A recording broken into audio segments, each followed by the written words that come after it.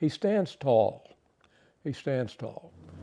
But what made James Earl Rudder stand so tall wasn't a military rank or title. It was a deeply rooted, unshakable Texas character. Rudder always saw a bigger world. He was a very optimistic person. That character was manifest on the world's biggest stage, leading the elite Rudder's Rangers up deadly cliffs in a challenging D-Day assault on Point du Hoc that altered human history. And when the war was won, that same purposeful leadership brought him back home to serve his neighbors, standing tall as the mayor running the city of Brady, then heading to Austin to shore up a state land commission in desperate need of a leader, and then taking the reins as the 16th president of Texas A&M, bravely leading the massive, historic changes that opened Aggieland's world to everyone. One consistent life, one unbreakable standard, only one: Rudder, leader, legend, hero. To understand how James Earl Rudder, known as Earl, became a giant, well, you have to stand right here at the crossroads of where his character was born, Eden, Texas, where West Texas meets the Texas Hill Country in Concho County. Now, long before the battlefield, he was a local kid from right here in Eden with an authentic, magnetic gift for bringing people together. Helping us tell his story are his definitive biographer, Dr. Tom Hatfield, author of Rudder, From Leader to Legend, published in 2011, and James Stewart, the City of Brady city manager and a man with deep personal ties to the Rudder family. As you will see throughout the next half hour, they'll help reveal a compelling story. We'll start it out with the kid from Eden, who took some of those small-town values to Aggieland and straight into Texas football fields and classrooms, proving his leadership was natural from the very start. And who would know better than the man walking into his Austin living room, Tom Hatfield, the author of Rudder, From Leader to Legend, published in 2011.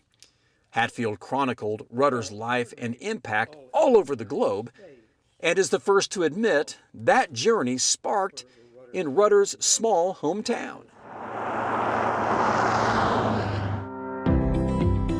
Eden, Texas, where the Texas Hill Country meets West Texas in Concho County, a town with a heart, where Earl Rudder was born in 1910. A small town, quiet streets, where Earl Rudder showed signs of his character at a very early age. Even as a schoolboy, he was recognized among his teachers and among fellow students sort of for his humanity. The other students wanted to be around him. They wanted to be with him. He became their leader. Hatfield also points to a specific story in his book from Earl Rudder's teenage years. And then there was some trouble going on in the town, and there was a young woman who was visiting in the Rudder home. But Earl Rudder's mother asked him if he would walk across the town, across the whole of the town, to escort this young woman home, which he did. And I only cite that as an example of his humanity.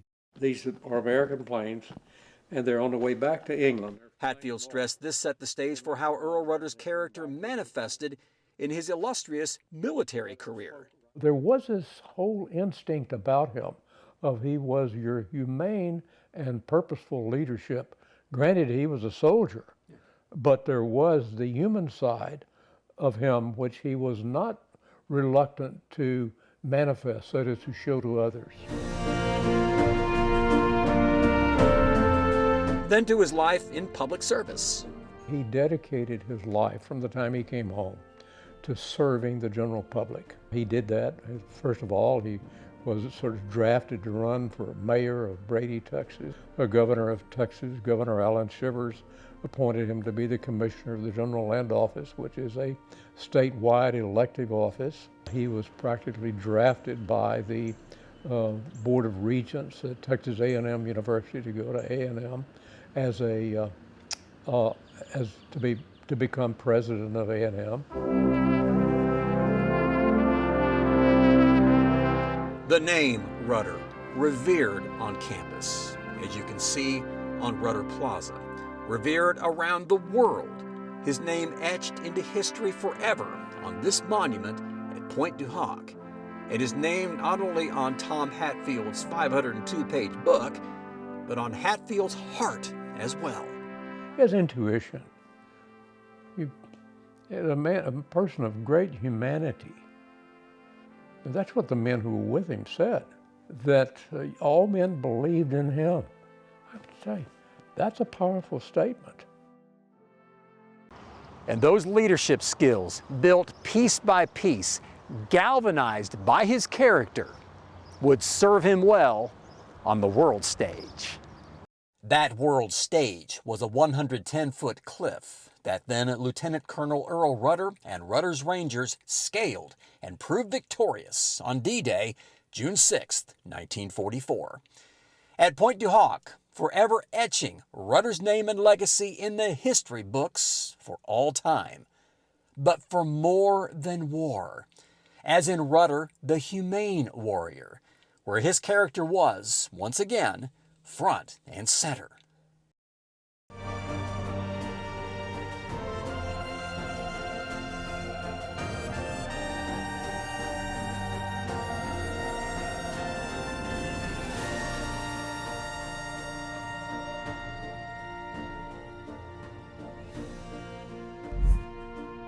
Rudder, leader, legend, hero, a military hero, something noted here on the Lynn Stewart pathway at College Station's Veterans Park.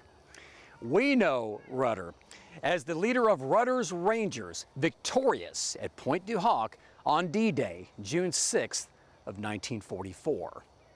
But behind the military gear, behind the combat gear, was a leader of great empathy, of great character. And Rudder proved to both friend and foe alike that character is a warrior's strongest weapon, central to Rudder, the humane warrior. June 6, 1944. The Allied invasion fleet gathered off the coast of France. A day Earl Rudder and Rudder's Rangers had prepared for, and eventually scaling and taking the 110-foot bluff at Pointe du Hoc. In a brilliantly executed military exercise, something etched in history for all time. These are American planes. What Tom Hatfield uncovered and penned in his biography was Earl Rudder's balance of humanity amid preparing for and engaging in war. There was this whole instinct about him of he was your humane and purposeful leadership. Granted, he was a soldier, but there was the human side of him which he was not reluctant to manifest, that is, to show to others. Hatfield cites examples in his book, notably, there was an incident in Normandy in which an official in a French town had been taken into custody by mistake. Well, Rudder immediately recognized that a mistake had been made, and he corrected the mistake. And he took the man home, put him in a Jeep. The Jeep had a siren on it. I went to see this gentleman whose name was Mr. Ravelet. And another on an encounter with a German colonel shortly after D-Day. On September the 9th, 1944, when the colonel first had decided to surrender, he waits for the American commander to come. He does not know what to expect. Is this going to be some brutal person, unthinking person? He does not know what to expect. But he waits in his doorway, and here comes Earl Rudder. And the first thing that Rudder says is, well, you're the guy we've been looking for. So it's like two rival coaches who meet. The German colonel is immediately relaxed. He immediately finalizes his decision that he will surrender of 1,500 German troops who could have, what Rudder wants to do is the same thing the German colonel wants to do, which is stop the bloodshed. There are more, but each follow the same pattern. Earl Rudder prepares, acts, and executes with character and humanity as his foundations. with evidence of his impact around the world. Wherever he was, or here and there, whether in Europe as well as here in Texas. And outside of Texas, you have Rudder's name is on a monument in numerous places. I don't know of other instances in which a soldier has been so memorialized by the people that he was associated with for such a brief period of time. Rudder's humanity and character would serve him well once he returned stateside, where the next phase of his storied life would be in the realm of public service, where his character and his humanity would be tested and elevated. Right here in Brady, Texas, is a statue of Earl Rudder you may not know about. It makes its mark in the town where Rudder served as mayor shortly after he returned stateside.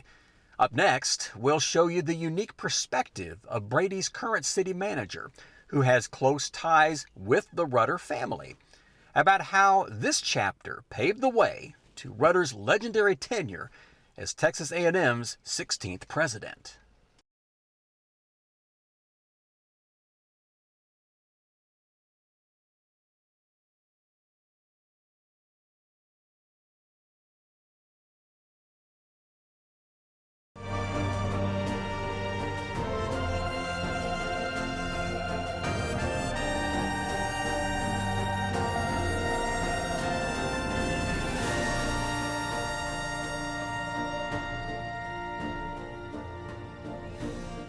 The sun shines brightly over this statue of Earl Rudder on the city of Brady, Texas downtown square, a testament of the impact of Rudder, the leader, the legend, and hero.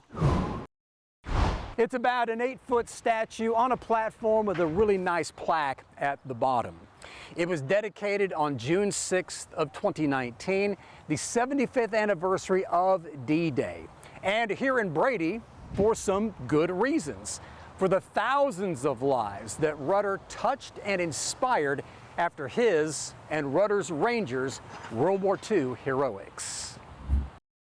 And it was here in Brady, about 3 hours southwest of Waco, where Rudder touched those lives. First as head football coach and teacher at Brady High School in the 1930s, and then upon returning stateside from World War II, served as the town's mayor from 1946 to 1952. All chronicled in a very special place in Brady.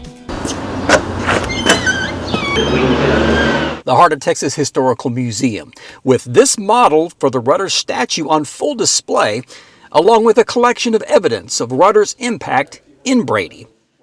Rudder is just a true hero and a true part of Brady, Texas. James Stewart is the town's current city manager and also publisher of the Brady Standard, and has close ties with the Rudder family. From what I understand, and I used to talk with my father-in-law, he grew up as a classmate of Bud Rudder, so he actually had interactions with Earl. And Stewart, like Rudder's biographer Tom Hatfield, learned of that one central trait that set Earl Rudder apart. Earl Rudder was always known as a man of just amazing character. He wasn't necessarily an easy man. He was very stern. He was obviously a phenomenal leader, and I think that's what drew people to him. Stewart says he's also quite familiar with Rudder's legend on the Texas A&M campus, being a 1992 graduate. Going back to my days at A&M, when I was walking around the campus and I'd watch the Ross Volunteers and I'd watch the Corps, and I'd go to even a show at Rudder Tower. Never did I ever dream that I would have such a close connection and then be able to trace in Rudder's footsteps and to learn the story and the history and so many stories about who Earl Rudder was, what he did, not only for Texas A&M and our nation, but for this community of Brady. It's pretty special. Which leads us back here to Brady as the sun shines over the Rudder statue on the downtown square, where James Stewart gets a daily reminder of Rudder's impact on him. I wish I could be as good of a statesman and leader as he was. I don't even put myself in the same classification. I wouldn't even dare compare. I've often told people that everything I know of Earl Rudder, this town, this state, this nation could use another Earl Rudder to come in and step up and lead our country again. The legacy of Earl Rudder, after his illustrious military service and of course his life in public service, well intact here, as you can see on Rudder Plaza on the Texas A&M campus. Long after his death on March 23rd of 1970, after he suffered a brain hemorrhage. His legacy, certainly a living legacy.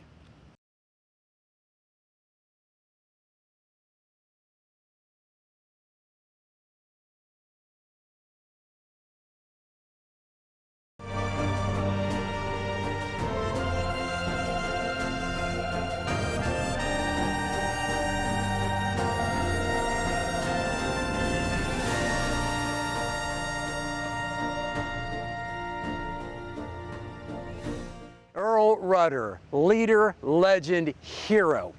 And you can experience his legacy right here on the Texas A&M campus. The Rudder statue right here behind me, only one of the many references here on Rudder Plaza of Texas A&M's 16th president. A legacy that is certainly a living legacy.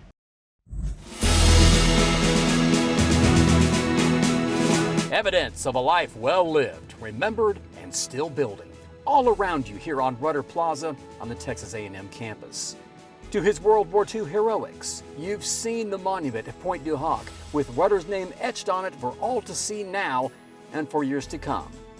Here's his biographer Tom Hatfield on one of his visits to Pointe du Hoc, telling people about Rudder's character and humanity and why Earl Rudder is a worthy, living legacy.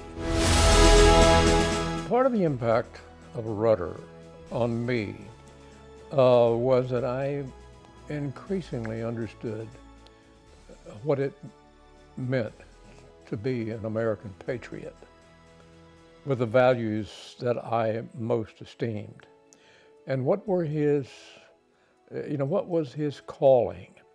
What was his conviction? What were his values, his convictions? And what was his conduct? And they all really were, they were consistent. He had a calling, sure, to be a soldier, but it also was a calling to be with people, and to work with people. Similar sentiment from Brady City Manager James Stewart, who's close with the Rudder family. The living legacy for Stewart, thinking about what kind of questions he'd ask Earl Rudder if they could have a conversation. I would absolutely love to be able to just listen to him, have just a conversation and look for guidance, as a mentor. What did he do? How did he do it? How did he get people to do things that, on D-Day? It's just unfathomable what they actually did. I think the statue that we built on the square solidifies that permanently. It's not going to go away. And the story that went into that statue, it just started with Earl Rudder. And I really appreciate the fact that there are a dedicated group of folks here in Brady who are committed to making sure that those histories don't go away. They don't just get put in a book and put on a shelf, and that we don't forget. On D-Day +1. For Tom Hatfield, it's a living legacy of character and humanity, yes, but also vision. Rudder always saw a bigger world. He was a very optimistic person. His vitality was one of zest and grit. He was a sort of go-to-it person. He also was very disciplined. He could take orders. He stands tall. He stands tall. The living legacy of Earl Rudder, the leader, the legend, the hero, right here for current and future generations for years to come. Now, speaking of years to come, will we still be speaking about Earl Rudder in the near future, perhaps even the distant future? Plus, what would Tom Hatfield and James Stewart like to say to Earl Rudder if he were with us right now, today? Let's have them tell you in their own words.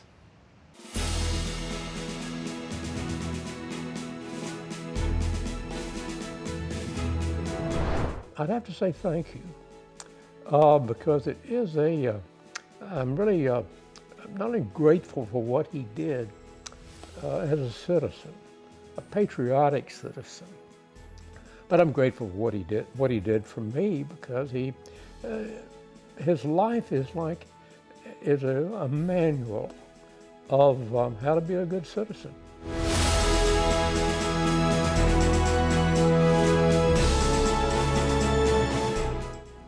I'll say thank you for leading, and thank you for loving this country.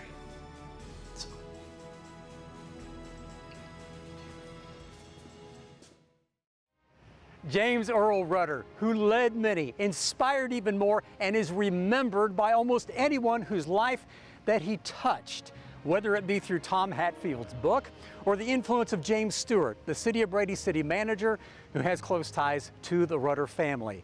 Galvanized, if you will, by the things that made Rudder great from his small town roots. The content of his character, the courage to lead, and the will to have an impact to make the world a better place. We'd like to thank you for joining us here and celebrating the impact of one consistent life, one unbreakable standard, Rudder, leader, legend, hero.